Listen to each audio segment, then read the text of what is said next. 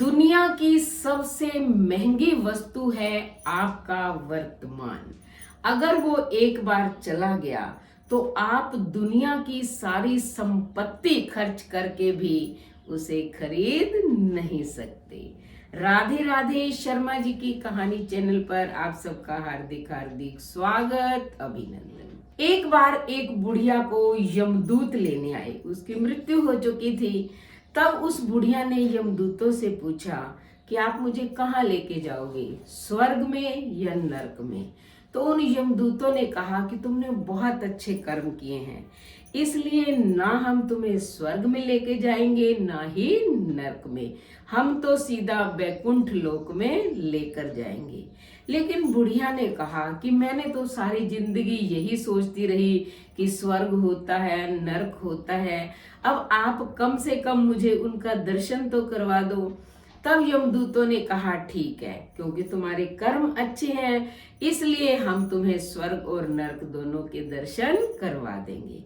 तो यमदूत पहले बुढ़िया को नरक में ले गए।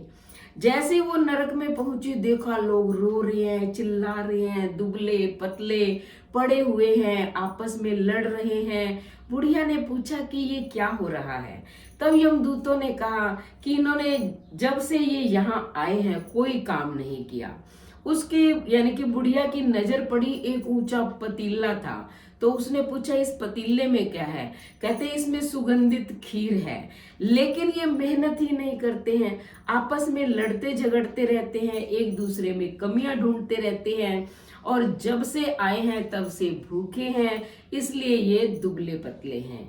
बुढ़िया को बहुत दुख हुआ कि व्यक्ति अपने कर्मों से ही ये दुबले हैं, पतले हैं, कमजोर हैं, कि हर व्यक्ति को अपने कर्म का फल भोगना पड़ता है और ये इनको इनके कर्मों की सजा मिल रही है कि खीर है लेकिन ये खा नहीं सकती। अब यमदूत जो है बुढ़िया को स्वर्ग में ले गए। स्वर्ग का दृश्य बहुत ही सुंदर था।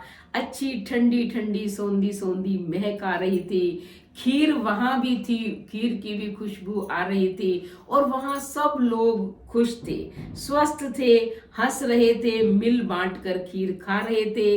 तब उस बुढ़िया ने कहा कि क्या इस पतीले में भी खीर है। उन्होंने कहा हाँ, इस पतीले में भी खीर है। तब बुढ़िया ने कहा कि जो नरक में थे वो तो खीर खा नहीं सकते थे, ये कैसे खा रहे हैं। तब उन यमदूतों ने बताया कि ये कर्म योगी हैं, क्योंकि दुनिया के अंदर पेड़ पौधे, झरने, नदियां बहुत हैं।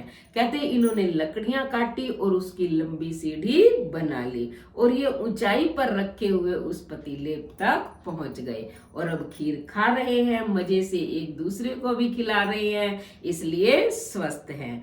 तो बुढ़िया को पता चल गया कि स्वर्ग और नरक व्यक्ति के अपने कर्मों से ही बनता है।